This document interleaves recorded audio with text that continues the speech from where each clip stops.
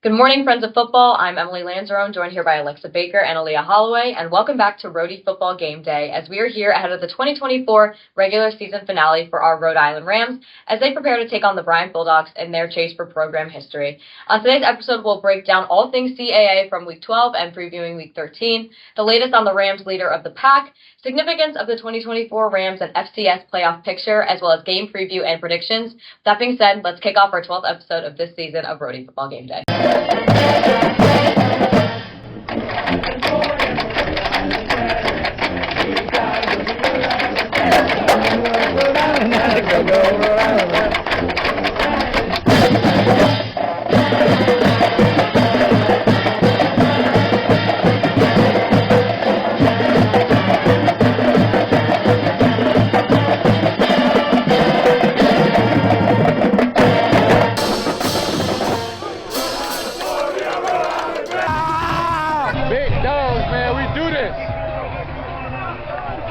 All right, now we're going to jump into CAA Week 12 recap. And before things kick off at 1 p.m. on Saturday, let's recap what went down last week in the Coastal Athletic Association. To start things off, the Towson Tigers took care of business at home against the NCA&T Aggies, 31-13 in a blowout to improve to 6-5 on the season. The Tigers were led by a 6 sacks performance on defense, while their ground game combined for 197 rushing yards and 3 rushing touchdowns on the day. Down south along the Jersey Shore, the now 5-6 Monmouth Hawks pulled off the upset over the now 8-3 Villanova Wildcats by a score of 40-33. Hawks quarterback Derek Robertson had a near-perfect game, going 22 for 23 in the passing game for 358 yards and 3 touchdowns on his way to knocking the Wildcats out of the CAA championship race. In Hampton, Virginia, the Hampton Pirates fell short of being the first CAA team to beat the Richmond Spiders as they lost 24-21. Richmond secured a share of the CAA title as well as the automatic qualifying bid to the FCS playoffs, thanks to a 9-2 record, having gone 7-0 in conference to date. The team was led by running back Zach Palmer-Smith, who had 27 carries and 166 rushing yards and 2 rushing touchdowns in Hampton. Next, in Newark, Delaware, the Delaware Blue Hens defeated the Kimball Campbells 41-22. The Blue Hens winning out is something the Rams are keeping an eye out for, as it remains a quality loss to a team now 1 game away from moving to the FBS level. Over in Williamsburg, Virginia, we saw William and Mary take down Bryant Bulldogs 22-12 in a defensive battle. The Tribe had an amazing performance on the ground, totaling 244 rushing yards on 36 attempts, making for 6.8 rushing yards per attempt average on the day. And another playoff implication game from Week 12 was the New Hampshire Wildcats. Late comeback against the Stony Brook Seawolves, 31-30. Wildcats remained in playoff contention at 7-4 in a late season run that benefits the Rams' strength of schedule, while the Seawolves fall to 8-3 and out of CAA contention. All right, and now the Elon Phoenix beat the Maine Black Bears 31-25 last week in North Carolina, as both teams find themselves 5-6 on the season with 1 game to go. And lastly, your Rhode Island Rams defeated the U-Albany Great Danes in a great game, 20-17, thanks to senior defensive tackle and team captain Wesley Neal Jr. His block on the game-time field goal attempt as time expired sealed the game. All right, now let's take a peek into our CAA Week 13 preview and our standings so far. Richmond has secured the top slot in the 2024 CAA standings behind a 9-2 overall and a 7-0 conference record. The Rams loss to Delaware versus Richmond's win over Delaware is the tiebreaker in Richmond, receiving the automatic qualifying playoff bid. However, Rhode Island can still secure a share of the CAA title. Delaware sits at 9-1 overall with a 6-1 conference record. However, again, is ineligible to win a share of their conference title or make the FCS playoffs because they are ineligible thanks to their upcoming move to the FBS in 2025. Rhode Island finds itself in control of their own destiny position in Week 13, beating Bryant to secure a share of the CAA title. Losses by Stony Brook and Villanova last week knocked both teams out of potential CAA title contention, as they are both now 8-3 overall with 5-2 records in conference play. All right, and now we're going to take a preview at what's to come on Saturday around the CAA. So we have William and Mary, who are 7-4, at Richmond, we're 9-2, Hampton, 5-6, at Albany, 3-8, Delaware, 9-1, at Villanova, 8-3, and Monmouth, 5-6 at Stony Brook, 8-3. We have New Hampshire 7-4 at Maine, who are 5-6. Elon 5-6 at North Carolina A&T, which are 1-10. Rhode Island, woo woo, 9-2 at Bryant, who are 2-9, and Towson 6-5 at Campbell, who are 3-8. Moving on, here are where some of your top Rhody Ram players rank among the CAA in the leaderboards. Running back Malik Grant finds himself ranked third in the CAA in rush attempts with 193 and fourth in the conference in rushing yards with 963 on the season. He needs 37 more rushing yards versus Bryant on Saturday, and he will become the team's first 1,000-yard rusher since Marquise DeShields' 1,187 rushing yards in 2022. Grant has been a standout performer to me. I think he knows when to get the ball in. He's always on important rushing yards, getting so many rushing touchdowns for the team, and I think he will hopefully hit that mark versus Bryant on Saturday, and I'm excited to see what he will pull out on Saturday for sure. Absolutely. And wide receiver Marquise Buchanan is third in the conference in both receptions. He has 58 in receiving yards. He has 897, thanks to a monster that he's been in November, where he's had 23 receptions for 379 receiving yards over the last 3 games. Linebacker Cole Brockwell ranked 7 in CAA in total tackles with 88 on the year, which is huge. Outside linebacker AJ Pena is tied for the lead in tackles for a loss with 17.5 and ranks third in the conference in sacks with 10. And with 23.5 now in his career, Pena needs one more sack this season to pass Rams great Lou D'Agostino, 24 sacks, as second all-time in career sacks. Outside linebacker Gabe Solomons is tied with Pena for first in the CAA in assisted tackles for a loss with 9, and linebacker Devin Hightower 6 assisted tackles for a loss, ranking 5th in the category. Defensive back Braden Price is tied for 6th in the CAA with 8 pass breakups, and punter Devin Walter is tied for the most punts inside the opponent's 20-yard line with 19. Entering Week 13, the Rhode Island Rams find themselves not only in the conversation for an at-large seeded bid, but in the discussion for one of the final bye-week bids available. Going into this weekend, projections have North Dakota State, Montana State, South Dakota State, UC Davis, Mercer, Idaho, Richmond, and Incarnate Word projected to lock up the top 8 seeds and bye-week bids.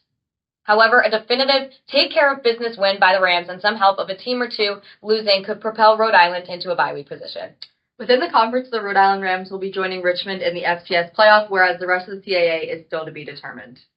Despite their losses a week ago, the Villanova Wildcats and Stony Brook Seawolves are still well-positioned to have a bid to the dance, whereas New Hampshire still needs just one more victory, and who knows if a win over Richmond could propel William & Mary into the conversation to be among the last teams in. According to the latest Massey ratings, one of the analytical data sets utilized by the FCS Playoff Committee, the Rams are rated 13th, being ranked 43rd in the strength of schedule. Another win by New Hampshire and Delaware would continue to boost the team's strength of schedule, which remains the Rams' knock towards their playoff resume. Nonetheless, Rhode Island's record reflects that of a team that went undefeated in FCS play aside from the loss to a Delaware team with an FBS caliber roster, and of course the FBS lost week 2 to an FBS bowl game bound Minnesota team. For Rhode Island, just take care of business against Bryant to not only win the state crown, but to win the share of the CAA title and put the team in the best position possible for a potential bye or to host a playoff game in Kingston for the first time in 39 years. Okay, so we're heading into the game preview of our segment, and we're just going to talk a little bit about the game history of these two in-state rival teams. So Rhode Island Rams and the Bryant Bulldogs meet on Saturday for the 5th time in their history as the Rams lead the all-time series 4-0. The Rams have won every game by at least 2 possessions, averaging 40 points per game, although this is the only the second game in the series to be played in Smithfield. Last year, the Rams won 49-26 behind 332 passing yard and 3 touchdown player performance from quarterback Kasim Hill that saw Rams now star wide receiver Marquise Buchanan finish with 9 receptions for 111 receiving yards. Both these programs beat the Brown Bears in 2024, meaning that the winner will be crowned this year's Rhode Island state champion. Now heading into our Bryant preview, as previously mentioned on today's show, the Bulldogs enter Saturday's game with a 2-9 record, having gone winless across their first 7 games as members of the Coastal Athletic Association. On average, Bryant has lost games 35-21, being outgained on average 432 total yards to just 363, while giving up almost double as many touchdowns as they have scored themselves. Bryant often loses the penalty battle and struggles to convert on third down and capitalize on red zone opportunities.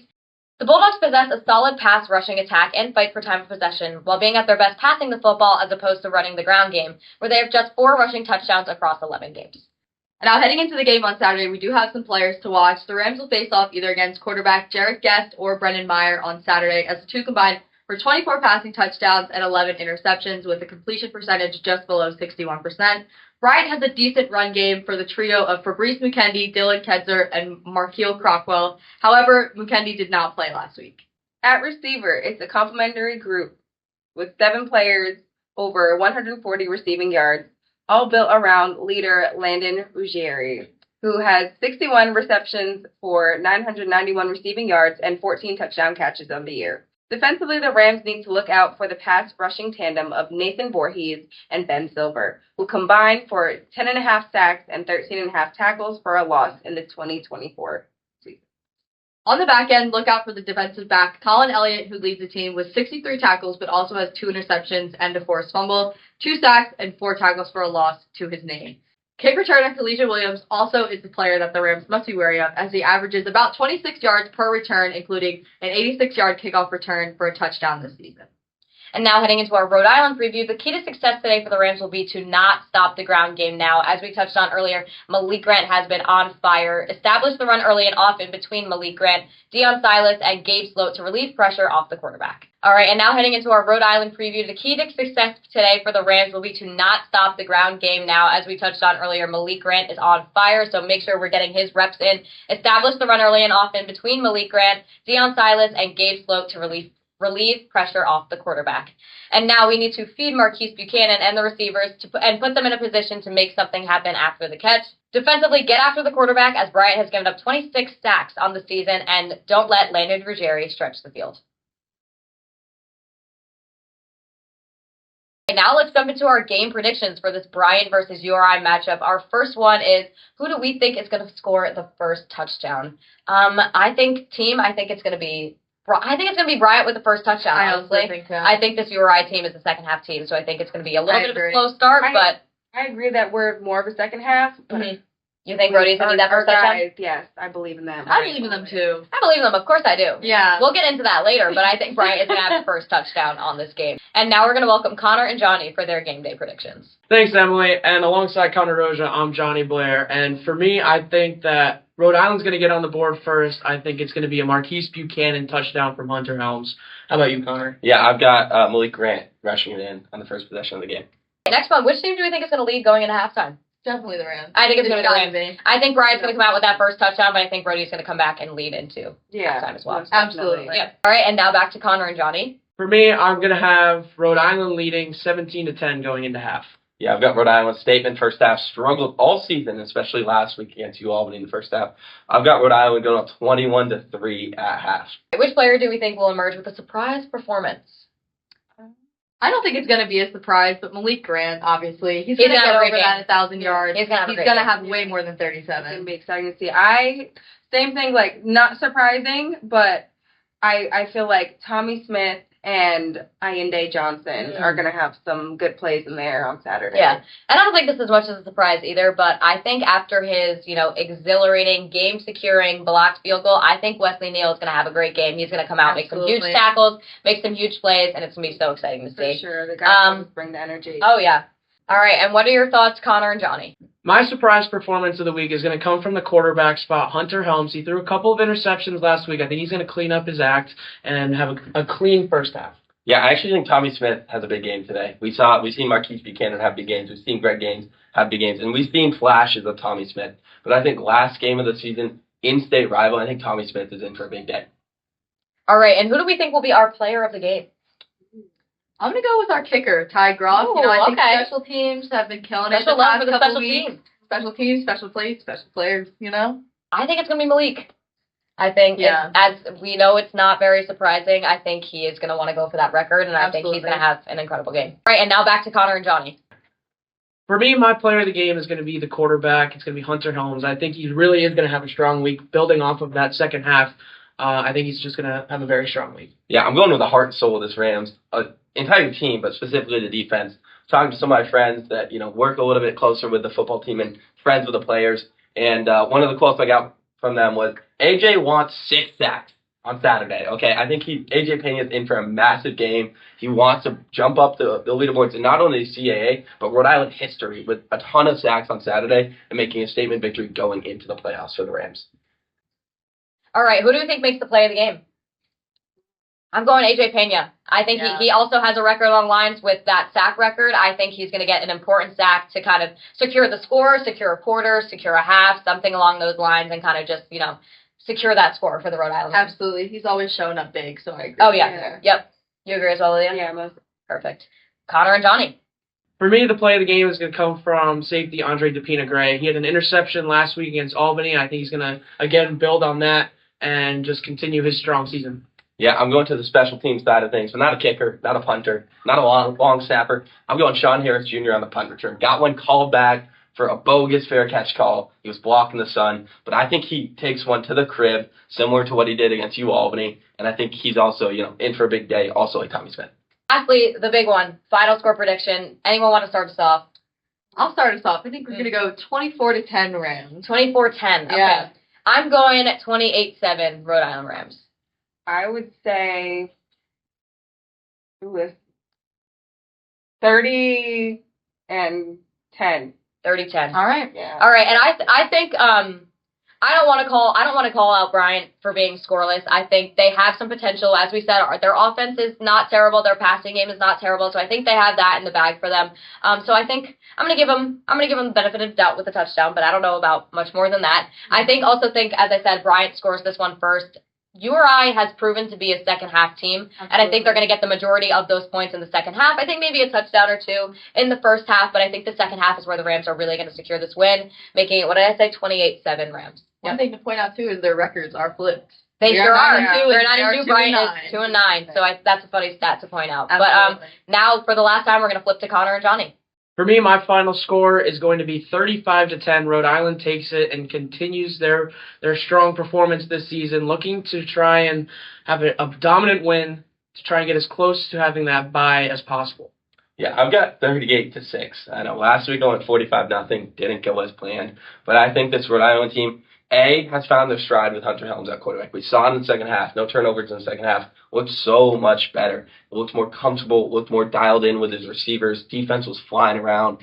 Freddie Malay was everywhere. And I think the in-state rivalry and trying to bump themselves up in the poll come playoff time is huge. And I think this defense especially is they're going to be flying around everyone. I think it's a big victory for Rhode Island going into the playoff season. All right, and back to you, Emily. Thank you all for joining us throughout the regular season on Rhody Football Gameday. I am Emily Lanzarone, joined by Alexa Baker and Aliyeh Halloway. We look forward to seeing you very soon for the 2024 FCS Playoffs. Stay tuned.